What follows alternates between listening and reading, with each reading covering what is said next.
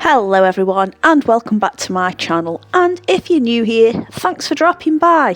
I'm Katie and we are opening the first UPCRATE of 2020. Even though I got it roughly the same time last month, it just seems like an absolute age, and maybe it's because it's a new year, I don't know.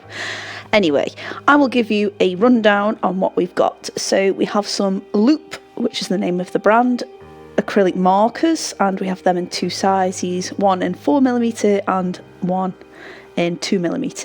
And when I say one, I mean the sizes. We've got several 4mm ones. We've also got a replacement tip. We have a dagger shaped brush. The paper we've got this month is Vang Universal paper at 300 GSM. We also have Core's K-line fine liners, which are 0.4mm, and they're in a 10-piece set.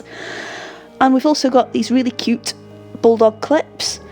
We have the Stedlier Mars Lumograph Black in 6B and a Stabilo Swano graphite pencil 4906 in HB.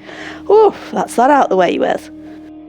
So, upon swatching the Core's K-line fine liners, I did notice a few of them had dried up, and that's not UPCRATE's fault. It could be something to do with the factory. This stuff happens whether I'd got it in a subscription box or not. However, I do have to note, I did contact UPCRATE and they are brilliant, and they said they would send me a replacement pack in next month's box, which I think is awesome. I even offered to send them the old ones back and they said no, just keep them, thank you for offering to do that. So I am really impressed with how UPCRATE handled that. The marker pens, moving on, are like Posca's, really nice vibrant colours. I actually quite like the fact we've got a couple of pastel tones there.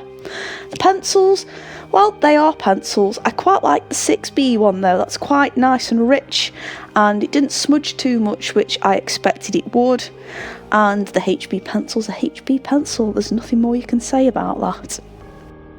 Sarcastic is the name of this month's featured artist, so make sure you check out their page, and let's get cracking on with the drawing. This month's prompt was Think New, and to be honest, my brain wasn't really doing much thinking at all on that day, and then I had a light bulb moment.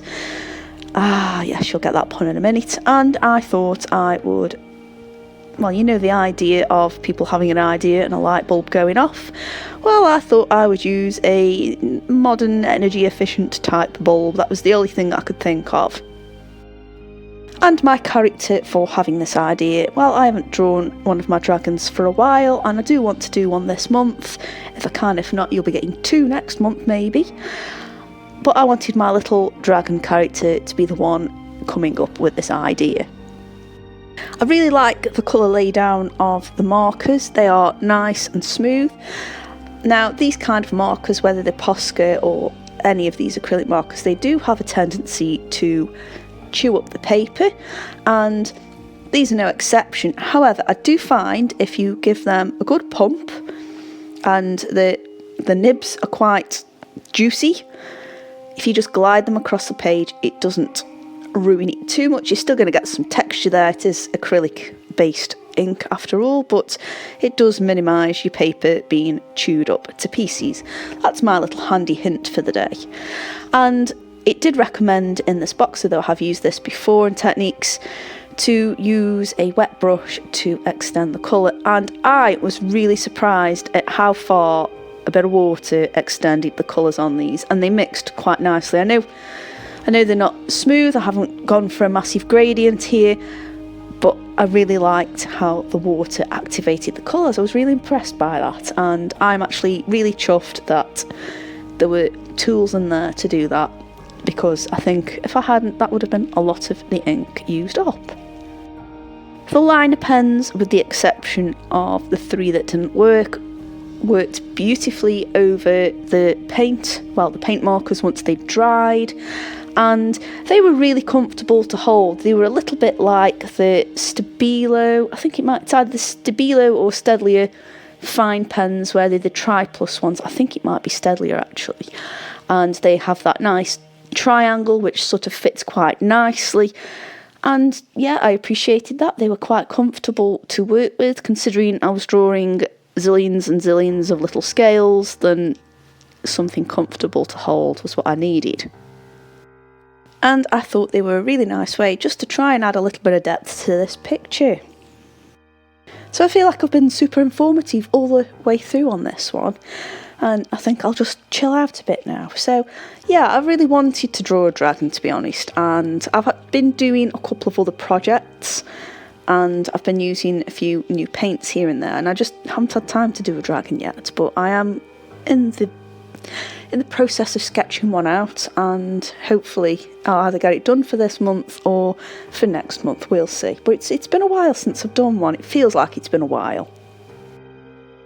To add a little bit of detail to my character's belly, I just went over it in the brown pen, and that seemed to complement the base colour I'd put down.